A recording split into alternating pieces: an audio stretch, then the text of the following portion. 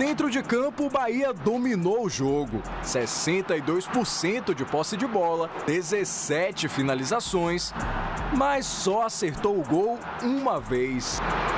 E quando conseguiu entrar na área, Tassiano pegou mal na bola. Mas lá atrás, Marcos Felipe nem precisou trabalhar na etapa inicial. Gerson bem que tentou assustar, primeiro batendo de fora, depois aproveitando o recuo de Luiz Araújo, mas sempre sem direção. E depois de um primeiro tempo de domínio do esquadrão, a torcida esperava um Bahia ainda melhor na volta do intervalo. Mas faltou combinar com Bruno Henrique. BH se antecipou à marcação, subiu mais alto que todo mundo e cabeceou no chão, como manda o figurino, para abrir o placar na Arena Fonte Nova. Logo depois do gol, Jean Lucas teve a bola do empate, mas parou nessa defesaça de Matheus Cunha. Everton Ribeiro tentou colocado, mas o goleiro rubro-negro se esticou todo para salvar. Tassiano recebeu um ótimo cruzamento, mas bateu fraco. E na base do abafa, o Bahia foi para cima nos minutos finais, mas não foi o suficiente para evitar a derrota. Que é bonito ver o Bahia jogar, é gostoso. Ah, você vai dizer, mas não ganha. Pois é, faz parte da vida, infelizmente, jogar melhor que o adversário.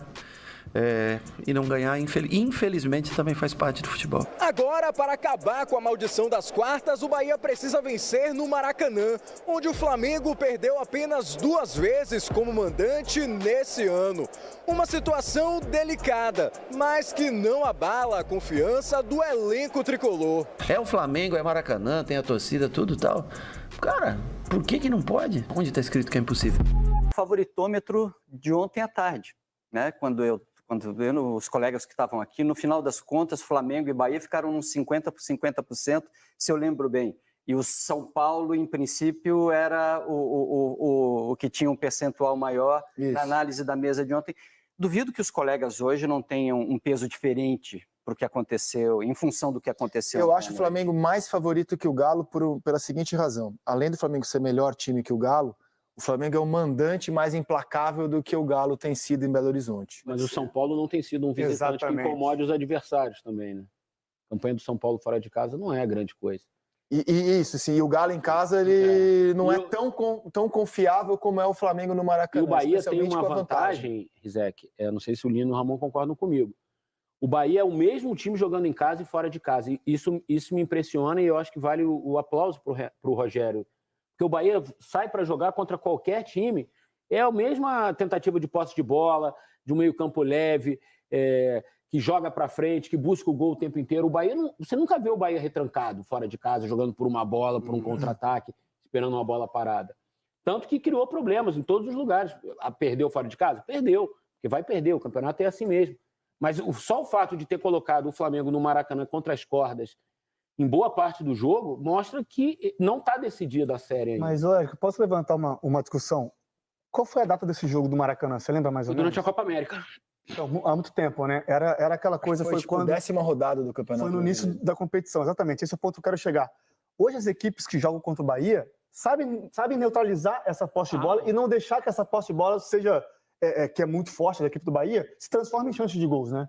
O Bahia, na minha opinião, falta um jogador aí o Rogério tem que abrir mão do Everaldo, na minha opinião, ou do Tassiano. Por exemplo, o Bahia, jogador que grida mais. O Bahia veio ao Nilton Santos 2 vezes, não perdeu do Botafogo. Exato. Então, o segundo gol... Copa do Brasil e ganhou no Campeonato Brasileiro. O segundo gol do Brasileiro, como foi a jogada do segundo gol? Uma bola que o Depena para o Ratão. Como atacando a profundidade, o movimento do Ratão foi muito perfeito, ele vem reto e quebra naquela jogada, correndo nas costas do Gregory, que o Gregory tenta antecipar uma jogada, porque ele estava jogando de zagueiro, né? Ele faz um movimento de volante e ele quebra a linha e o Ratão percebe e corre nas costas dele. O Depena acha uma bola sensacional e o Bahia ganha aquele jogo, 43, 42 minutos do segundo tempo.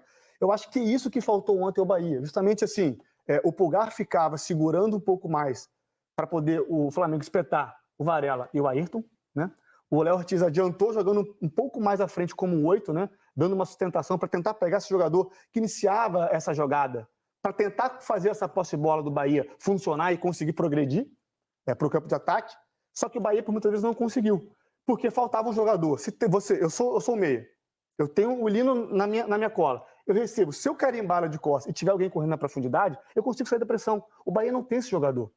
Na minha, claro que no dia a dia, para o Rogério sabe muito mais do que eu, pode mostrar que não. Mas para mim falta o Bahia. O Rogério encontrou uma maneira de jogar com as peças que ele tem. Concordo, ele potencializa aquele meio de campo. E um jogador de velocidade que ele tem, que é importante para o Bahia, que é o Biel, ele está lesionado. O Biel, todas as vezes que entra, ou quase todas, ele muda um pouco a característica do Bahia. E ele é um bom jogador. E está machucado. Sim. O Ademir voltou ontem de lesão. O Ademir ainda não está no O Ratão não estava à disposição ontem também. Então, o Bahia também convive com os seus problemas. Claro, e às vezes, assim, eu acho que por físico, né? Por físico mesmo, ele abre o Everaldo, né? Ele tira o Everaldo do raio de ação dele, que é um homem mais de área, para fazer essa cobertura junto com o Tassiano pelos lados e deixa o Cauli na frente. Não sei se às vezes colocar o Cauli do lado e deixar o Everaldo um pouco mais à frente para tentar ter uma agressividade maior, por mais que o Everaldo... Cauli pelo lado? Pelo menos na hora de recompor. Na hora de jogar, não. Na hora de jogar ele pode ter essa liberdade. O Cauli jogou bem ontem. Porque não, o Cauli joga muito. Eu digo, entre linhas, um jogador para jogar no espaço curto entre linhas, Cauli é um dos melhores do Brasil para mim.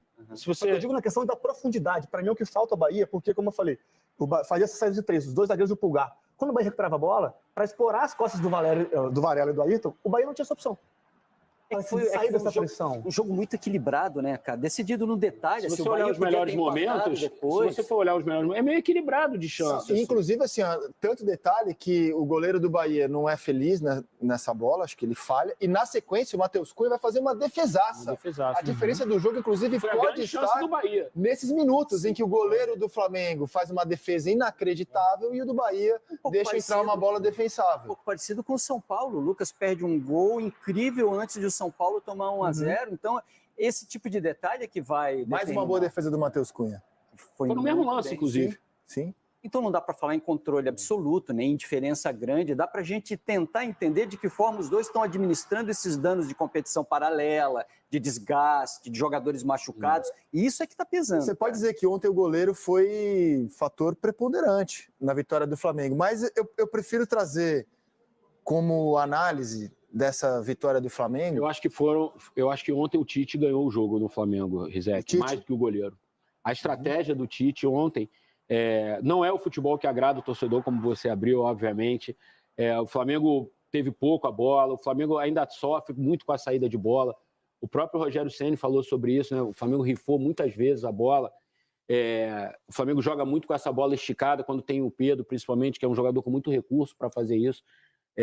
No primeiro tempo fez muito isso, no segundo controlou um pouco Controlou porque o Bahia também baixa um pouco a intensidade, claro.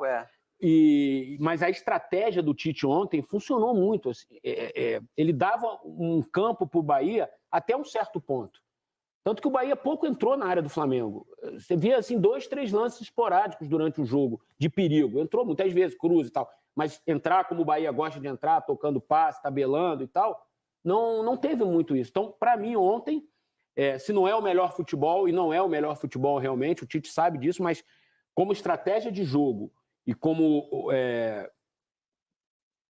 estratégia de jogo e como